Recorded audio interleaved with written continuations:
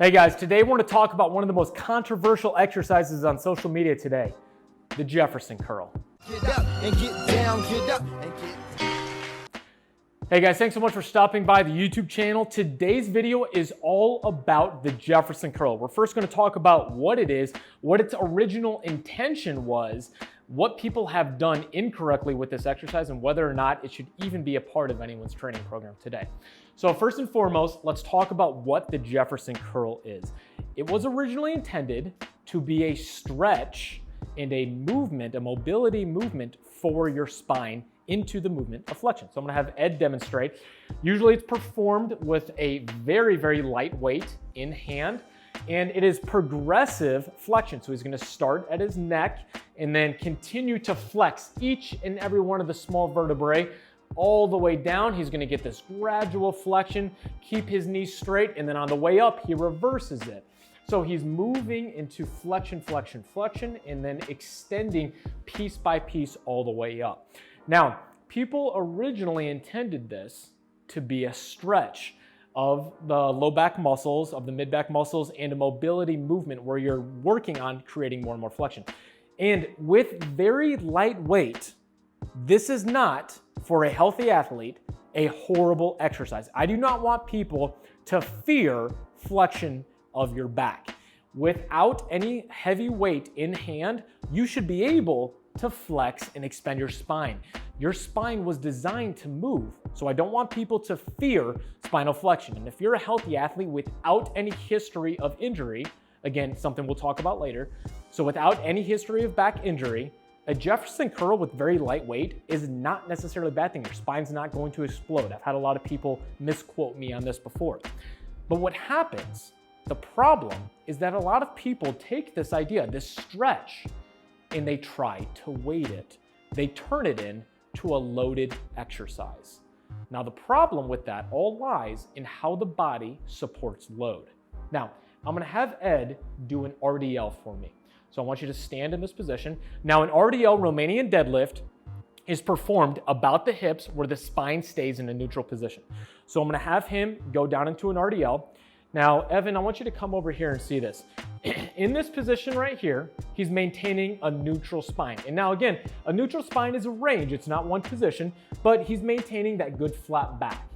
In this position, the muscles that span the back actually align, the muscle fibers align at about a 70-degree angle or 45-degree angle, meaning that they take up and support about 70% of shear load. So if you think about our vertebrae right here, shear forces try to create this movement.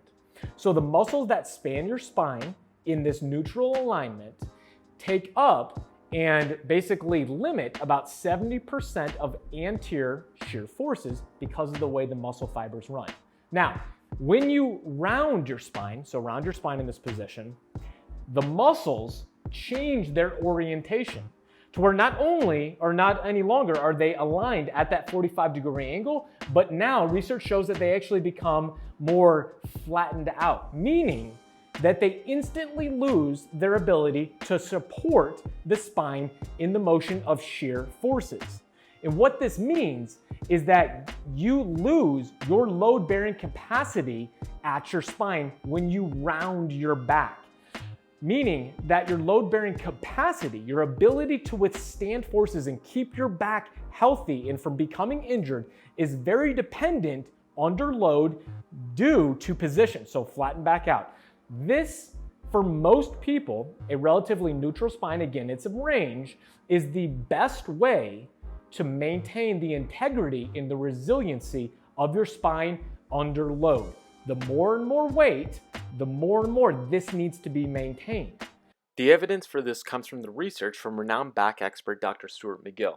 In this study, they were able to observe the muscle orientation alignment with a neutral posture and again with full flexion, something similar to what you would move into with a full Jefferson curl. The researchers therefore concluded that this work provides one more piece of evidence for supporting the recommendation to avoid full spinal flexion during loading, which would be in this case a heavy Jefferson curl.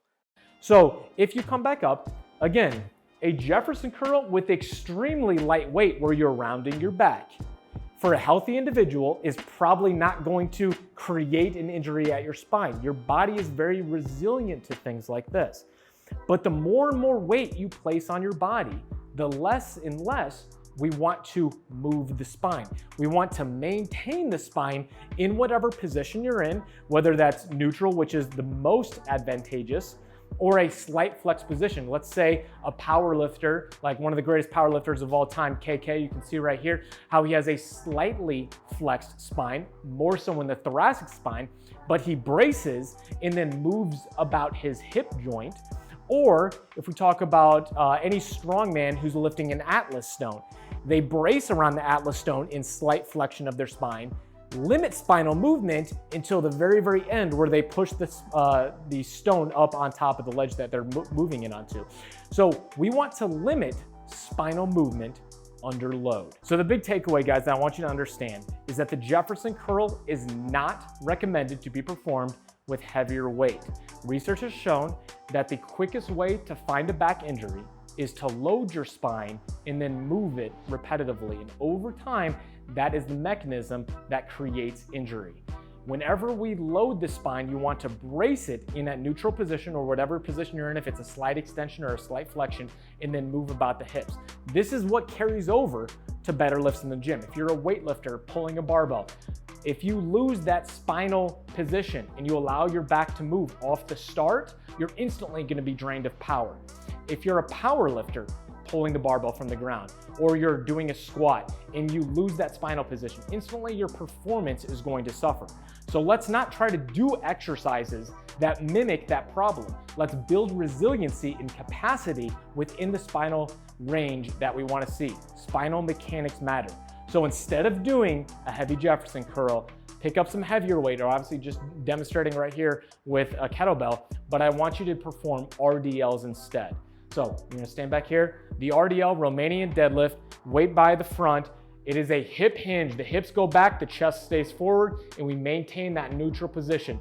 This is a much better movement loaded than a Jefferson curl because this is teaching us proper mechanics of the spine and maintaining capacity and resiliency to the neutral spine, which is not only going to decrease injury risk, but it's going to increase your performance potential. Because the more stable you keep your core in your spine, the greater potential performance you can elicit out of your extremities. There we go.